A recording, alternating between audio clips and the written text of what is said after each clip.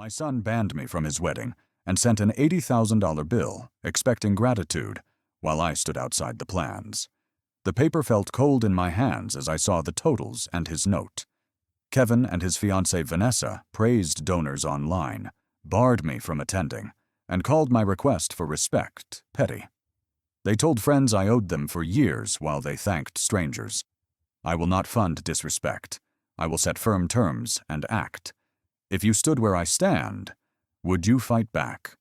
My name is Daniel Carter, 66, retired Army, living in Lexington, Kentucky. I speak plainly because it helps me think and stay steady inside. I kept a simple habit from service, a daily list before decisions. On a quiet October afternoon, a thick envelope arrived at my door. The handwriting on the front was my son Kevin's neat block letters. I thought it was the wedding invitation, after months of strained silence.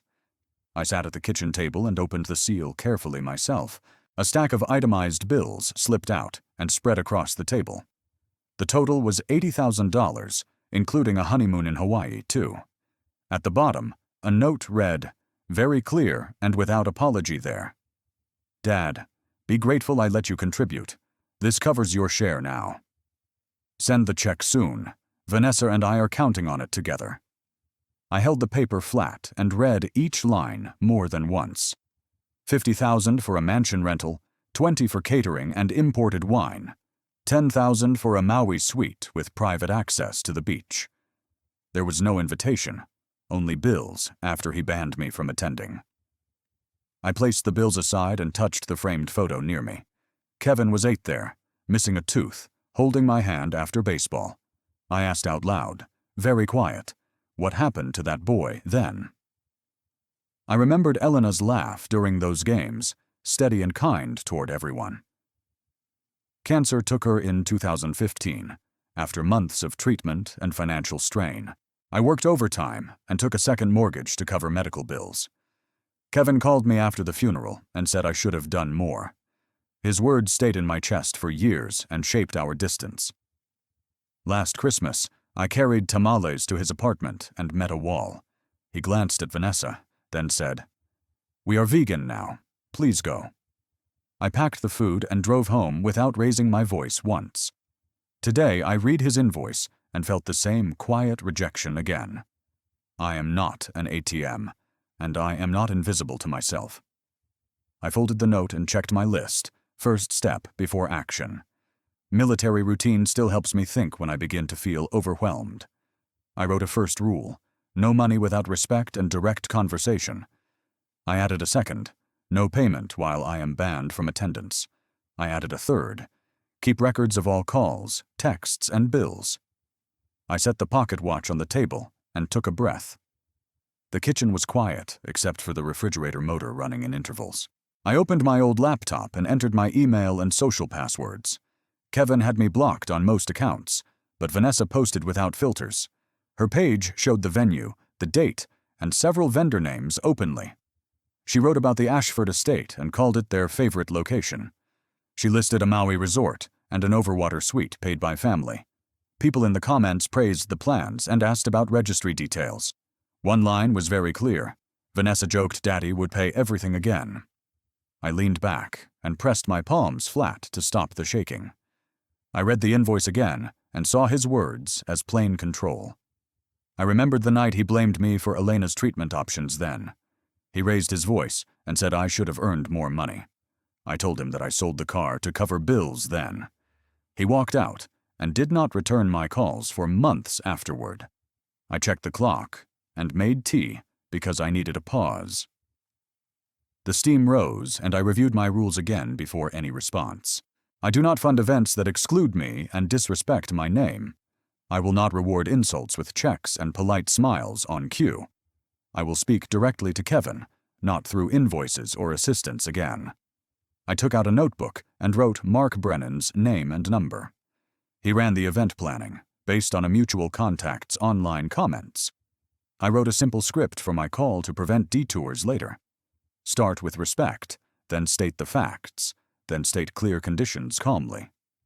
I added one more sentence, I attend or I do not pay. I placed the script near the phone and cleaned the table surface. I do not enjoy conflict, but I do not avoid it either. Age gives me patience, and experience tells me to prepare first carefully. I thought about younger parents who listen and learn from hard lines. The phone stayed silent, and I did not call yet that night. I wanted my voice steady when I finally spoke to him next. I sent a brief text that read, "We should talk tomorrow afternoon." No reply came, which did not surprise me based on history together. I placed the phone down and looked at Elena's ring again carefully. I cleaned it once a week to keep the gold from dulling. She asked me once to protect our son without losing my self-respect. I repeated her words and felt calmer and more certain again inside. I wrote another line. I will keep records of every contact carefully. That meant saving voicemails and taking notes on dates and times exactly. I checked the kitchen door lock and turned off the bright light. I prefer small routines when the day carries heavy decisions and strain. I opened the window shade a little and let in evening air. I looked at the envelope again and placed it in a folder. I wrote Kevin's name on the tab and the date in pencil. I used pencil because plans could change after a real conversation tomorrow. I opened the laptop again and bookmarked the venue and planner pages. I did not message them yet because I wanted order first now. I wrote 3 bullet points and placed them under the phone receiver. Then I set an alarm for morning and washed a single mug. Tomorrow I will call Mark Brennan, and my rules will stand firm. I start with the point. I will not fund a wedding that bans me, and I will act with clear rules. I will ask for direct respect before any dollar moves. Morning. I call the planner using the number on Vanessa's page. Mark Brennan, I'm Kevin Carter's father, and I want a meeting. I will discuss payment only after a direct conversation with my son. He offers 10 o'clock at his downtown office. I bring a folder, a short list, and a simple script. Mark meets me at the door and gestures to sit. He glances at the invoice and waits. I place it between us on purpose. First point, there is no invitation here, only bills and instructions. Second point, Kevin banned me from attending the ceremony or the reception. Mark's expression tightens. I did not know. I assumed family would attend. We have signed contracts. Deposits are non-refundable. Balance is outstanding. No balance until respect is shown and the ban is lifted, I answer. I slide Kevin's note forward. Be grateful I let you contribute. Those are his words, not mine. He clears his throat. This is awkward. Vendors expect payment. Estate schedules are tight. Call Kevin today and tell him the wedding halts until he calls me. Make it specific. No payment. No vendors. No estate. No honeymoon bookings. He nods, picks up his phone, and I stand to leave. I will speak to him today and explain the situation directly. He may not like it. He will need to address it himself. At the doorway, I set the rule once more. Respect first, then money. I attend or I do not pay anything. I take the stairs for a steadier head. Back in my truck, I write the date and time in my notebook. I add one line. The planner learned about the ban from me, not Kevin. That detail raises a question about what he told others. At home, I make a sandwich, open my laptop, and review Vanessa's posts. They focus on appearance and status. None mentions family or gratitude. I do not comment. I save screenshots with dates. I touch Elena's ring and read my list aloud to keep an even tone. I consider who can help with documentation and practical steps. Alex Ramirez comes to mind, Kevin's childhood friend who became a private investigator. We have not spoken in years, but his number is saved. I call without delay. Alex, it's Daniel Carter. I need advice and practical help now. Kevin banned me and invoiced me for the cost. I am drawing a line, and I want a clean record. He answers steady. I can help. Meet me at the Broadway Cafe in an hour. I bring a notepad to avoid distractions. The cafe smells of coffee. The room is not crowded. Alex arrives with a small camera bag and nods. Tell me what happened, point by point. Then we plan next steps. I lay out the invoice, the ban, and my meeting with Mark. I want to document calls and texts. I want clean evidence. He writes beside my notes. Kentucky is one-party consent for recordings. Only one person must agree. He adds a plain line. You can record your own calls without telling the other person. Record voicemails, store texts, and timestamp screenshots carefully. Set a camera to monitor your porch. Visitors may show without warning. He checks vendor listings.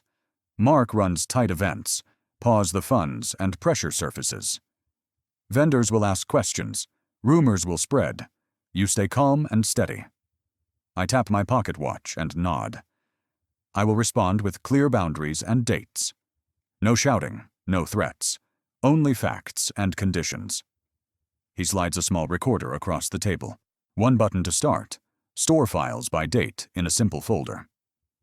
Label everything. The record protects you if stories shift.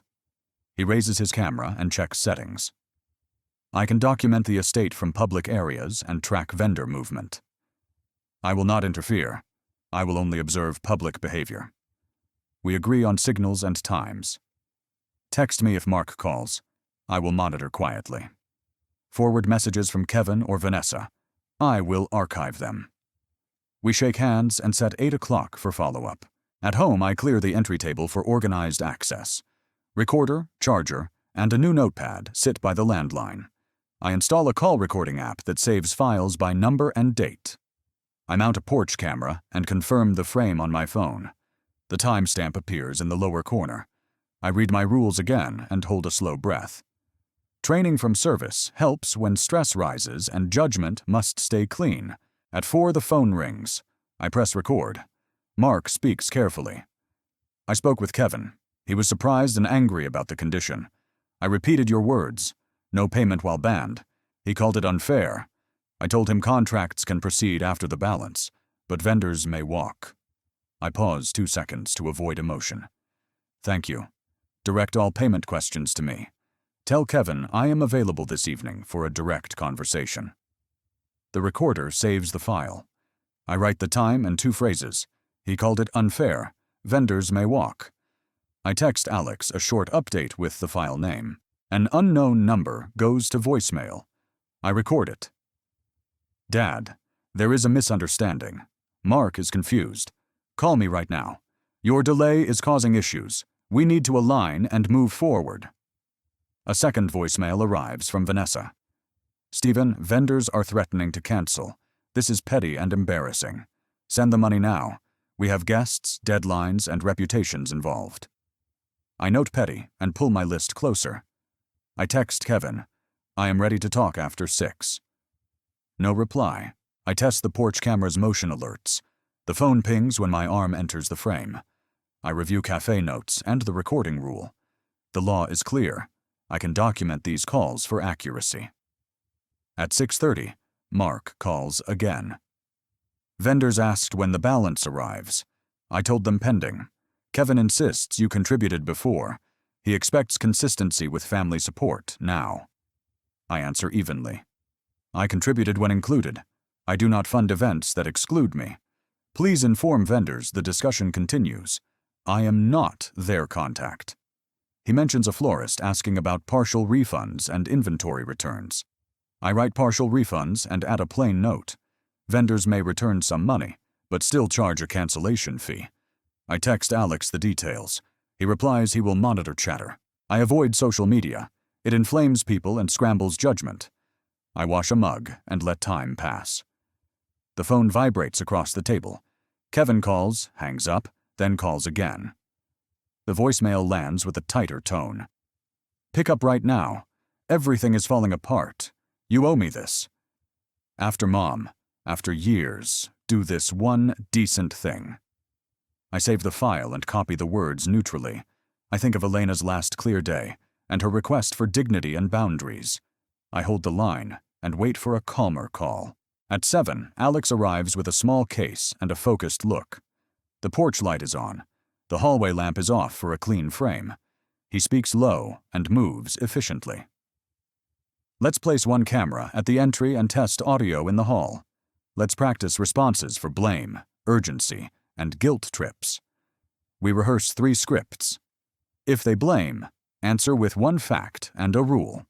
If they push urgency, give scheduled availability and a condition. If they throw guilt, cite a past contribution and a boundary today. We run 2 practice calls with the recorder on. Audio is clear.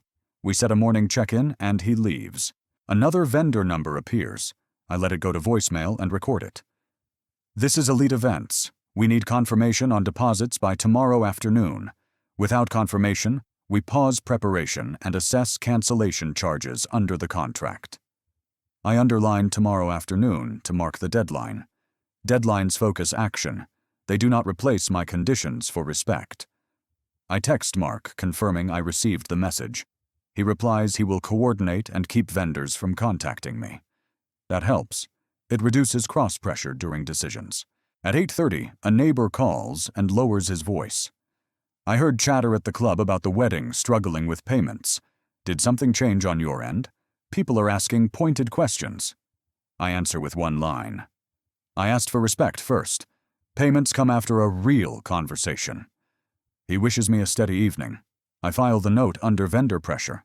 I add an index card with my 3 rules for one-glance use during calls. The phone lights again with Kevin's name and a new burst of urgency. I let it ring. I need a steady voice. The voicemail is clipped. You are ruining everything. Guests will laugh at us. Transfer the money now. You are jealous. You never supported my success. Prove you can do this. I save it and write 2 words, escalation, projection, to mark patterns. I drink water, stand at the window, and check the motion log. The list keeps my thoughts in order. My pulse slows. I compose a short message for Kevin. I am available at 9 for a direct call. I will record it. We will discuss attendance, apology, and payment sequence in that order. I place the phone face down and rest both hands on the table. Checklists from service prevent mistakes under pressure. I breathe for 3 counts and return to neutral tone. A final message from Mark arrives before the hour. Kevin is pushing back. I told him vendors will pause without confirmation. He understands the risk. He said he would reach out again soon. I look at Elena's ring and the folder labeled with Kevin's name. I am ready for a direct call and a clear record without drift. The clock reaches 9, and the phone starts ringing on the table again. The phone rings at 9, and the screen shows Kevin's name in bold. I press record, wait 1 beat, and swipe to accept the call calmly. We have a problem. Mark told vendors you are blocking payments. Fix this. I sit at the table and keep my voice low and even throughout. I will talk after you lift the ban and acknowledge the insult.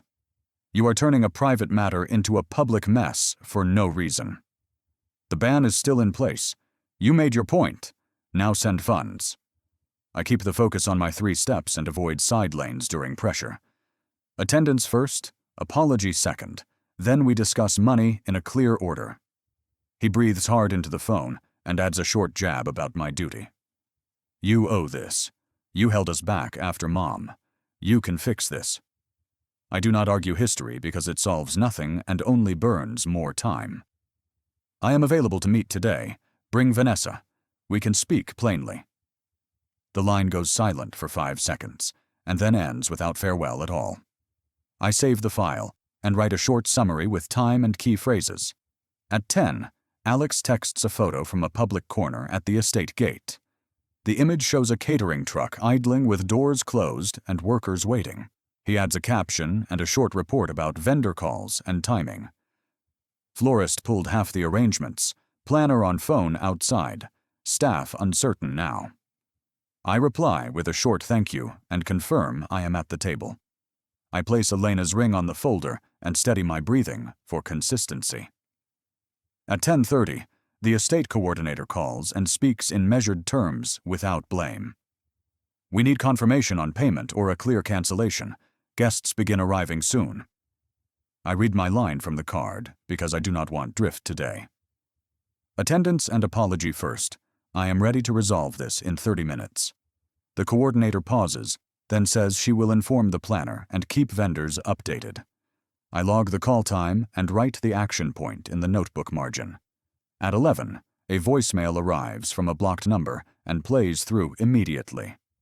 This is Elite Events. Balance is still pending. We cannot proceed without it. The message explains their contract clause regarding pause and reallocation of staff labor. It means they will reassign workers if funds do not clear by noon. I save the file and underline noon on the card to mark the next pressure point. Alex texts again with a new image from the parking area near the mansion. Guests in suits stand under umbrellas near their cars. Some check their phones. He includes a short audio clip with the low hum of distant conversation outside. A woman's voice says, "Where is the string quartet? Why are chairs not aligned?" I listen once, then move on to avoid repeating the same details in my head. At 11:20, Kevin calls again, and the tone is sharp and clipped now. "Enough with conditions. We will place a chair in the back for you. No apology. No head table. You can attend quietly and stop this nonsense." I read the line on my card and hold it steady between my fingers. A chair in the back is not respect. It is a token gesture. Lift the ban, acknowledge the error. Then we plan the payment schedule. He curses under his breath, then switches to a different angle about embarrassment. "People are arriving. They are watching us. You are causing a public scene. You can fix this with one transfer. You can be useful today." I do not react to the push because it is familiar and unhelpful to progress. "I am available to meet. I will listen. I want a direct talk."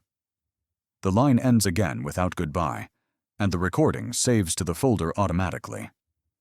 I drink water and keep my stomach steady with half a sandwich and an apple.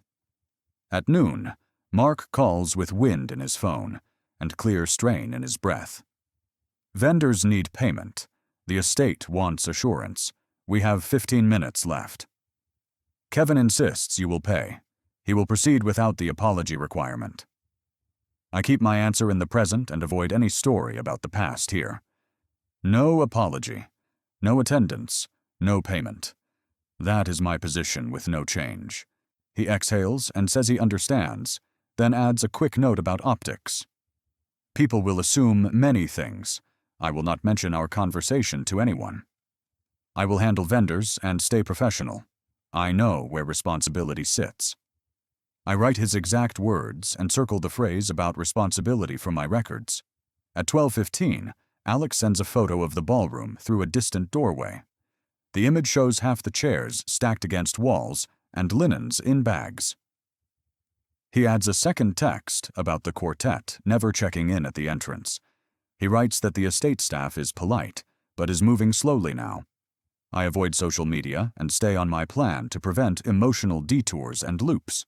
At 1, a neighborhood friend calls after hearing talk at a lunch gathering nearby. People ask if the father pulled the money to punish his son.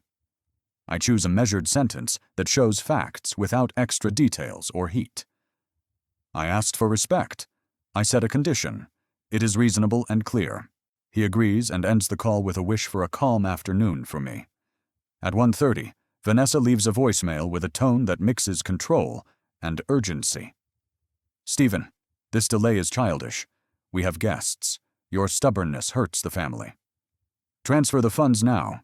We will send you pictures after, if that helps." I record the message, save the file, and note the word childish in my book.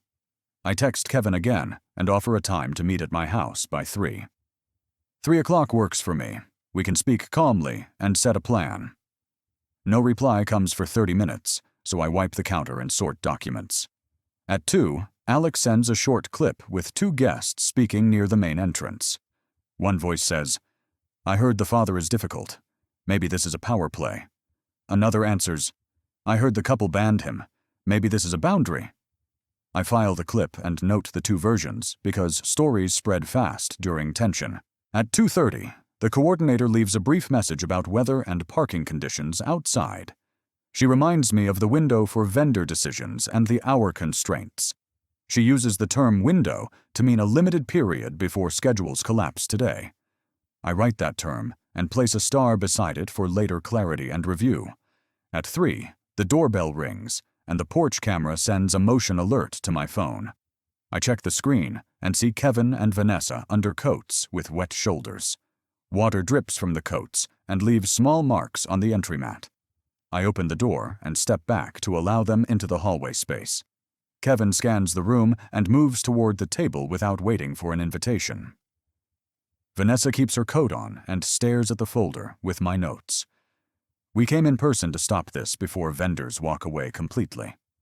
I gesture to the chairs and wait for both of them to sit down calmly. Before we discuss money, lift the ban and acknowledge the insult to me. Kevin grips the edge of the table and lowers his voice to a controlled level. I will place you at a side table. It is a compromise, for now. We can announce your presence discreetly. It will not interfere with our plan. I shake my head, because the language repeats the same dismissive pattern again. That is not attendance with respect. It treats me as a problem to manage. I want a direct acknowledgement of the ban and the note's insult. Vanessa leans forward with her hands clasped and pushes a polished line about image. Our friends are professionals. Your presence will not fit with the event's design. You are family, but you would disrupt the mood. We need a clean look. I rest my hands flat on the table and keep my focus on the rule set. You banned me for image reasons, then you invoiced me for the cost. That is exploitation. I will not fund under those terms. It ends today. Kevin's face tightens and he switches to an appeal to history and duty. You raised me. You helped before. You can help one more time. This is a milestone. You can prevent public embarrassment and lasting damage now. I answer with a short sequence that shows past help and current condition clearly. I helped when included. I attended. I gave time and money before. You cut me out and sent a bill. That crosses a line for me. Vanessa tries a softer tone and offers a partial apology with a narrow frame. We regret the note's language. It was rushed. The wording was unfortunate. We still need the funds. The event cannot restart without your transfer. I keep the focus on the real issue rather than a script about phrasing only. Lift the ban, offer a direct apology, then we can plan a payment schedule. I will not pay for a celebration that excludes me. This is final. Kevin pushes his chair back an inch and taps the table with 2 fingers. Fine. Attend quietly. No walk down the aisle. No special seating. We apologize for the note's tone. Now send the money right now. I hear the hedging in the offer and the lack of true acknowledgement inside. That is not a real apology. That is a transaction with weak terms. Say the ban was wrong. Say you will treat me as family today. He stares at me without speaking for 3 long seconds while the clock ticks. Vanessa turns her head toward Kevin and then back to me with impatience. We do not have time for this. Vendors are leaving. Guests are waiting. Do you want your son's wedding to collapse completely on your watch? I speak with a steady cadence and repeat my 3 steps without any deviation. Attendance with respect. Apology without hedging. Then we can discuss the funds together. If you refuse, the event will pause. Your choices created this delay.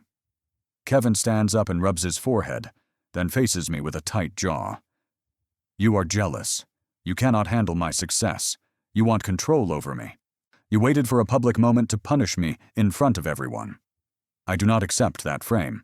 I keep the line simple and grounded in fact. I set this condition weeks ago. I told Mark and wrote it down. You ignored it and counted on pressure. That miscalculation is not mine. He looks at the folder and the pocket watch, and then back at my face. He asks for a checkbook or a wire form or a card for payment. I point to the chair and ask him to sit if he wants resolution now. I lay out the 3 conditions on a single page and push it across. He reads the lines and taps the 3rd item about the schedule briefly. We pay vendors today. We reimburse you later. You attend and stay quiet. I take the page back because the pattern has not changed at all here. No, apology first. Restore my place as father. Then money moves next. If you refuse, the event cancels. That is the outcome of your choice. Vanessa stands and moves toward the door with an angry motion in her shoulders. We are done. This is cruel. You are humiliating us in front of everyone. People will talk about your behavior.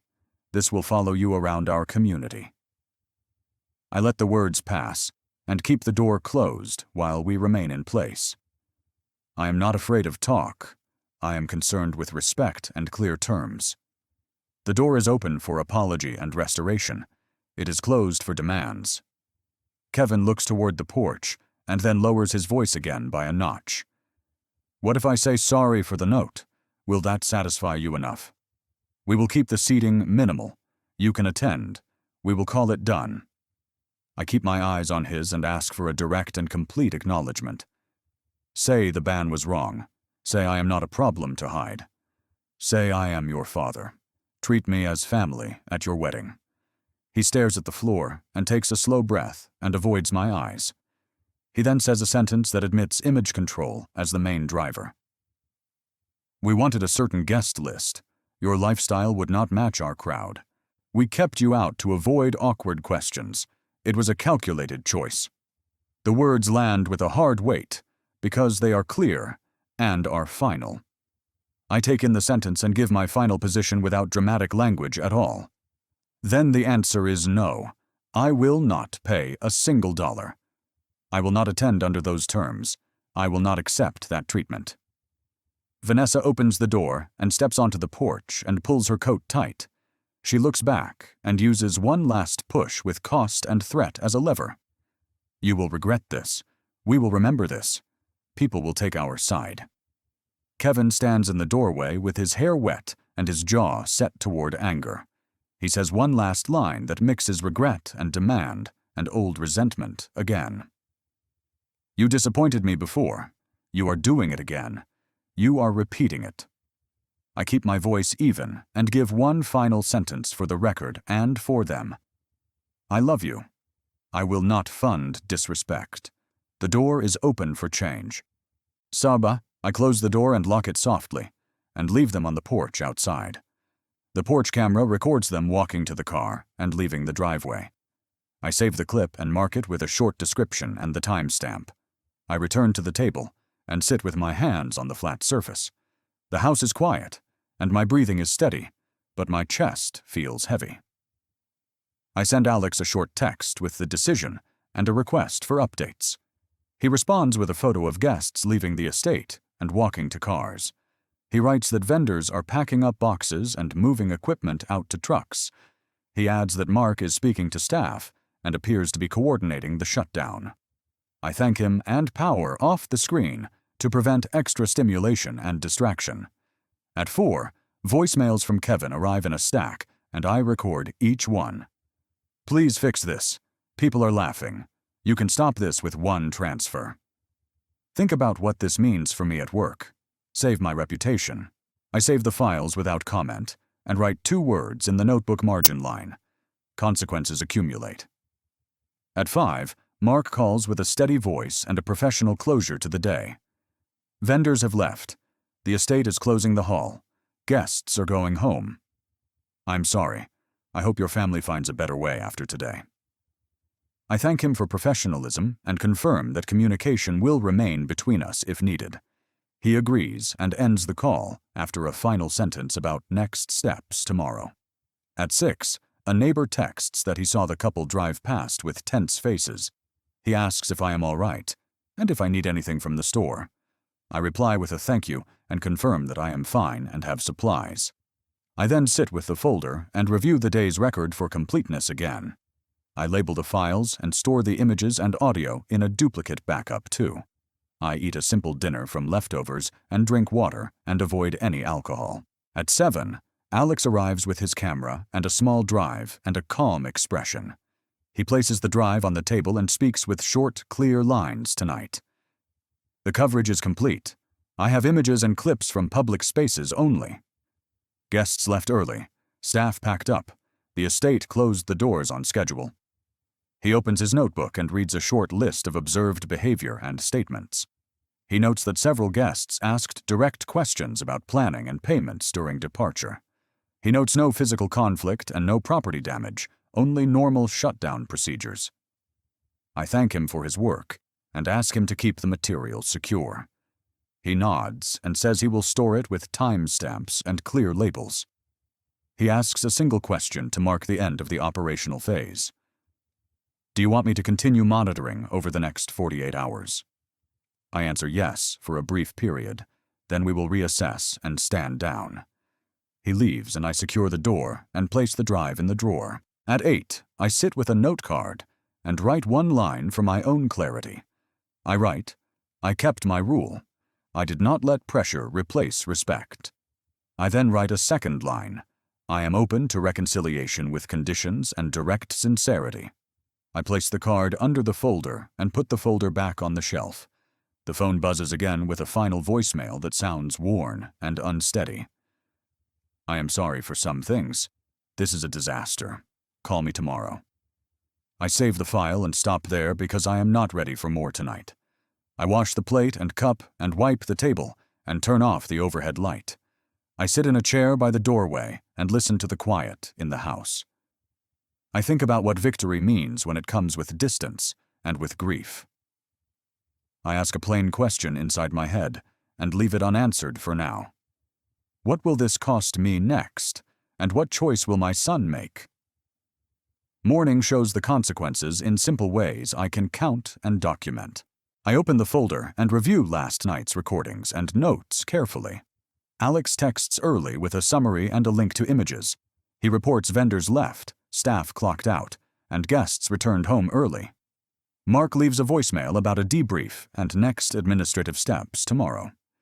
I pour coffee and set today's list beside the pocket watch carefully. First, keep records. Second, protect finances. Third, maintain a steady voice today. I call Mark at 9 and ask for a short update meeting. He answers on speaker from his office with a calm, professional tone. The estate will process cancellations. Vendors will invoice remaining fees by email. I can provide contact lists and payment timelines if you want clarity. I answer with a simple request to receive everything in writing only. Please send policies and refund details. I will reply after reviewing them. He agrees and emails a packet while we remain on the line. I open the documents and read each policy without missing definitions anywhere. Cancellation fees apply. Partial refunds depend on labor hours already logged today. Damage deposits return within 5 days unless there was property harm documented. I confirm receipt by email and file the packet under vendor status. I check my bank accounts and confirm no automatic transfers are pending. I freeze a rarely used card to prevent accidental charges this week. I write a short note for Kevin explaining the financial safeguards applied. It reads, "Accounts secure. No payments will process without my authorization." I add, "We can meet today at 3. Bring Vanessa as well." I send the message and set a calendar reminder for myself later. Alex arrives at 10 with a neat folder and a small drive. We sit at the table and review his public images and notes. He places a printed timeline on the table and points to entries. Your boundary held. The optics shifted. Outside observers noticed clear responsibility assigned. He shows a clip with guests leaving calmly and staff closing doors. He shows receipts from public counter signage with timestamps near the exit area. I thank him and ask him to archive everything in duplicate storage. He nods once and writes a short handoff checklist on a card. I remember my service checklists and feel gratitude for plain procedures today. We plan to pause active monitoring after tomorrow unless something unexpected surfaces. He leaves the drive and promises to keep originals under lock securely. After he leaves, I print my financial statement and file it safely. I walk outside briefly and collect the mail from the box carefully. A letter from the estate lists the closure and refund timelines provided. I underline the dates and note the contact for final confirmations later. I send a short reply, acknowledging receipt and thanking them for clarity. The rest of the morning stays quiet, which helps me reset gently. I make oatmeal and place the bowl next to the folder nearby. I check the porch camera log and then clear the motion alerts. At noon, Kevin texts and asks to meet in the evening privately. I reply with 2 options and request a neutral location for privacy. He chooses the smaller option, a short call at 7 instead. I write the time on a card and keep the phone nearby. I call Mrs. Hargrove and let her know I am fine today. She invites me for coffee tomorrow and offers a ride if needed. I accept and thank her for the simple outreach during a hard week. Mr. Ellis calls next and asks whether he can help with errands. I tell him groceries are covered, but I appreciate the steady presence. He says he saw Kevin's car pass earlier and wondered about tensions. I answer, "We are talking tonight. I hope for straight words later." He wishes me patience and ends the call with a friendly goodbye. I return to the desk and write a plain letter to Kevin. It begins with facts, not feelings, so he understands my position clearly. I love you. I will not fund disrespect. That principle stands firm. When you lift the ban and apologize, we can discuss logistics calmly. I will attend as your father, not as a silent donor, ever. I place the letter in an envelope and set it aside unopened. I will decide later whether to mail it after we speak together. I move to practical tasks because they help reduce mental noise today. I shred extra copies of invoices and keep one original for records. I update a budget sheet and note the absence of wedding expenses. I pay 2 utility bills online and save receipts to the folder. I check my calendar and add a health appointment for next month. Routine actions help, and I finish the list without rushing any step. Alex texts again with a final image of the empty parking area. He writes, "Shutdown complete. Security locked offices. Nothing more to capture now." I respond with thanks and authorize him to stand down tomorrow afternoon. He agrees and plans to deliver a redundant backup by early evening. After lunch, I sort the box of photos Elena kept in the drawer. I pull the picture from Jacobson Park and place it on top. Kevin is 8 and smiling with his glove tucked under one arm. I remember the rain that day and the long drive home afterward. He fell asleep in the car and snored lightly without any stress. I hold the photo and feel both grief and patience settle again. I return the box to the drawer and lock the desk afterward. At 3, Mark emails a concise summary for vendors and estate leadership. He attaches statements for deposits, labor hours, and contract clauses now active. I read every line and highlight the sections that impact my role. I send a short reply confirming receipt and accuracy from my records. I add a request for any final bills to arrive next week. He replies with a timeline showing 3 stages and 2 confirmation checkpoints. I mark those on my calendar and set automatic reminders on phone. I step outside, breathe cool air, and walk to the mailbox slowly. A flyer offers a discount at the community center for seniors programs. I circle it and consider a Tai Chi class to improve balance. I return inside when my phone vibrates with a voicemail transcription alert. It is Vanessa asking for wedding images if I had any captured. I forward the request to Mark and keep my response neutral and brief. Please coordinate image requests through the planner. I have none available personally. He replies within minutes and says he will handle that process directly. I open the fireplace and place the original bill on the grate. I light one match, watch the paper darken, and close the screen. This act is about release, record-keeping, and a clean next chapter only. I log the destruction in my notes and reference digital copies preserved. I eat a simple dinner and keep the evening quiet and steady. At 7, Kevin calls for our scheduled conversation without any introduction greeting. I press record and answer with a neutral tone and slow pace. Do you want to fix this, or only unload anger onto me? He speaks slower than yesterday and says he regrets parts of yesterday. He says the note was wrong and the ban was disrespectful entirely. I listen and do not fill the silence with any extra words. He asks if I will still pay some portion to repair damage. I answer with the principle first and the plan second for clarity. Respect first, apology accepted. Then we discuss specific needs and fair limits. I will not pay for image management or luxury items or status. I can help with small penalties if you accept accountability publicly first. He agrees to think it through and asks for time until tomorrow afternoon. I agree and request a written acknowledgement before any payment discussion begins. He says he will write it tonight and send it after dinner. We end the call on neutral words and without raised voices tonight either.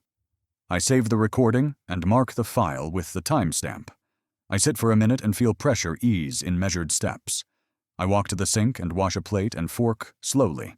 The phone vibrates with an email from Kevin carrying a short paragraph alert. He writes that the ban was wrong and that he is sorry. He writes that the note was insulting and that it caused harm. He writes that he will invite me properly to any future celebration. He asks for help with modest penalties and accepts responsibility for contracts. I read it twice and print it for the folder and records. I reply with a clear plan for small, time-limited assistance only offered. I can cover one florist fee and one cancellation charge, nothing else. Layer, payment after vendor invoices arrive and after your statement reaches Mark directly. He answers by email with thanks and a promise to copy Mark. I forward the exchange to Alex for the archive and backup purposes. He replies with a checkmark emoji and a short line confirming storage. I open my budget sheet and create a small temporary category for penalties.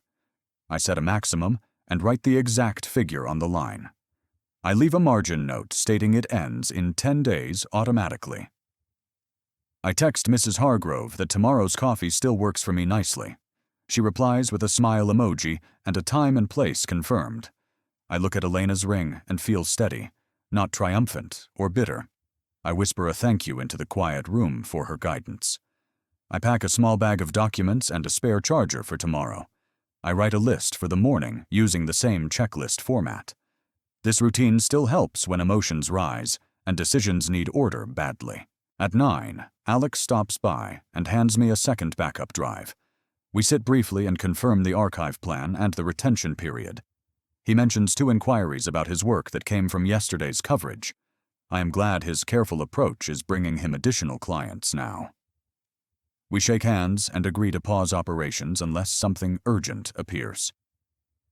He leaves with a wave and drives off toward his apartment downtown. I lock the door and set the backup drive in the drawer. I check tomorrow's schedule and set an alarm for an early start. I sit at the table and read Kevin's email one more time. I underline the line about respect and circle the word apology twice. I file the printout and turn off the desk lamp for night. I stand in the hallway and notice the house is quiet and still. I breathe steadily and accept that progress may arrive by small measured steps. I look at the envelope on the table, marked with his name. I will mail it if tomorrow's tone matches tonight's careful message exactly. If he backtracks, I will pause and ask for clearer steps again. Tomorrow brings a choice for him, and I am ready to listen. Morning brings simple tasks and a clear plan I can follow calmly. I brew coffee and read my list before any messages or calls. I send Mark a thank you for handling vendors with steady professionalism. He replies that refunds and invoices will arrive according to yesterday's schedule. I feel relief in my shoulders and decide to keep today simple.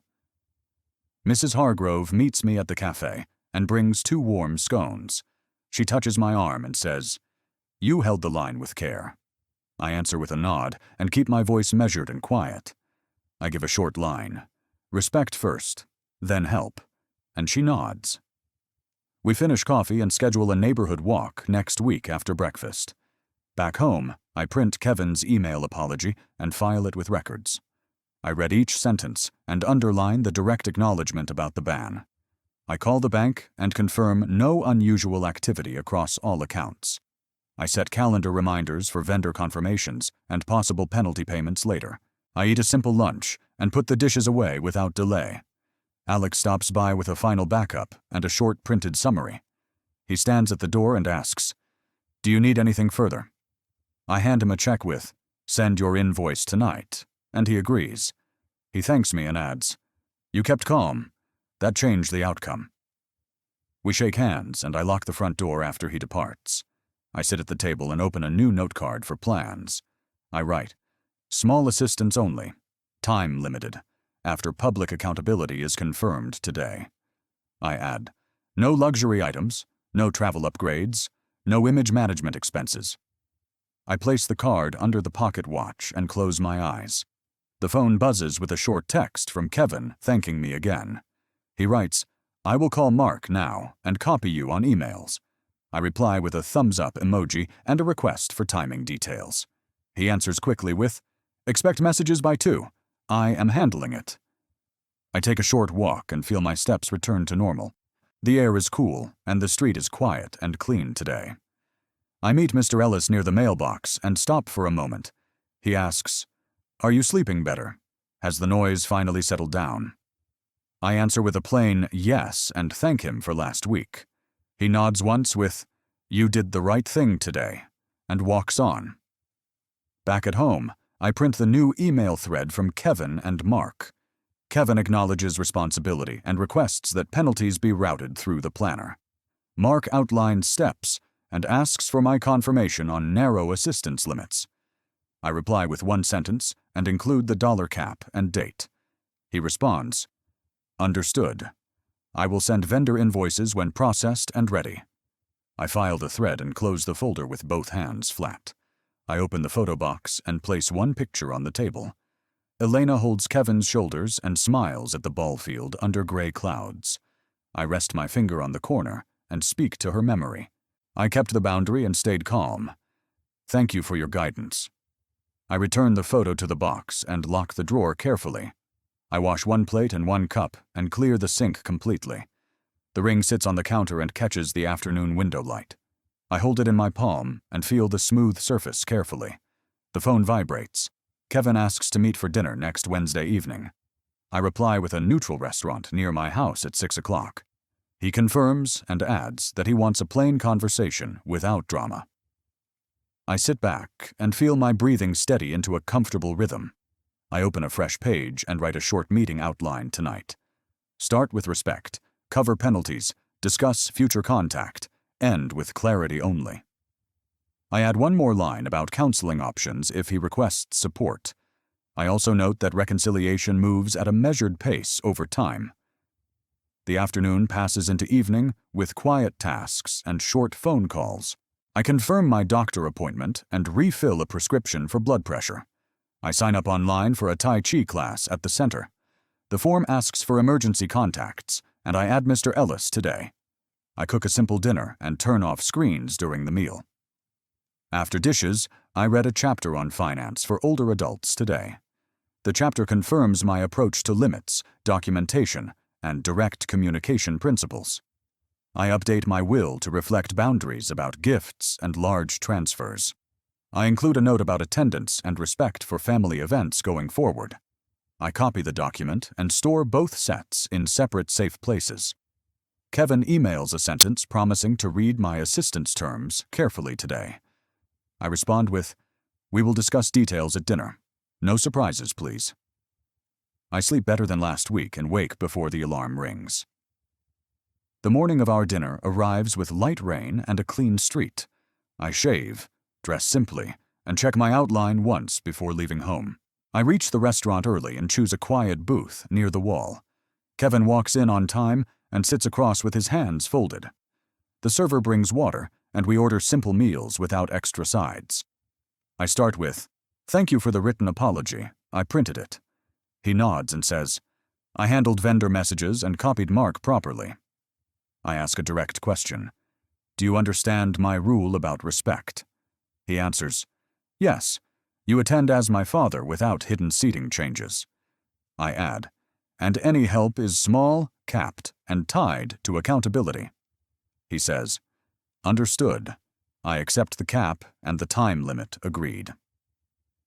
The server sets the plates down and checks if we need anything. We eat a few bites in silence and drink water slowly together. I speak carefully. You hurt me. The note treated me as disposable. He looks down and answers, I was wrong. I chose image over family. I take a breath and keep my hands flat on the table. If you repeat this pattern, contact pauses. I will protect my dignity. He says, I understand. I want to rebuild. I want consistency now. We agree to meet monthly for dinner, without phones or distractions present. He proposes visiting Elena's resting place together next Sunday after breakfast morning. I nod with, "Yes, we will go and speak plainly together then." We settle the check and leave a fair tip for the server. Outside, Kevin asks, "Can you help with one florist cancellation fee today?" I answer with the terms, "Yes," after invoice and planner confirmation arrive. He thanks me and says, "I will send the documents this evening." We stand by our cars and choose to end the conversation cleanly. He raises a hand and offers, "Dinner next month. Same place, same time." I confirm with one word and start the engine without further delay. Back home, I store the receipt and update the meeting outline sheet. I send Mark a brief summary and request vendor invoices when ready.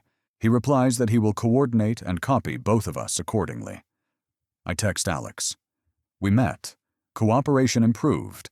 Monitoring can end now safely. He responds with, "Glad to hear. Archive complete. I am standing down."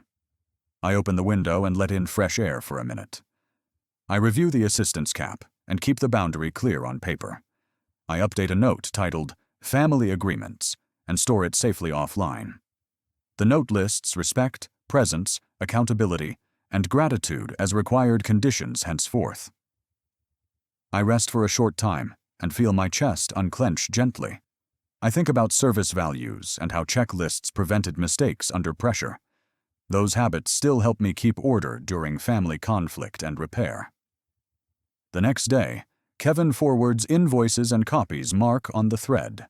I verify amounts and dates and send 2 payments under the cap. Mark confirms receipt and notes that vendors have closed their accounts accordingly. I reply with a thank you and request final statements for storage. I email Kevin. Payments complete. Please keep your commitment to monthly dinners. He answers, "Yes, calendar invites are sent. I will keep them active." Sunday arrives and we visit Elena's resting place with fresh flowers together. Kevin stands beside me and reads the name and dates aloud slowly. He says, "I blamed you after she died. I was wrong, Dad." I answer with care. I carried guilt, too. We were hurting both. We place the flowers and stand quietly without reaching for our phones. Before leaving, I state one request. Keep respect steady when stress rises. He nods and answers, "I will do that. I will practice it."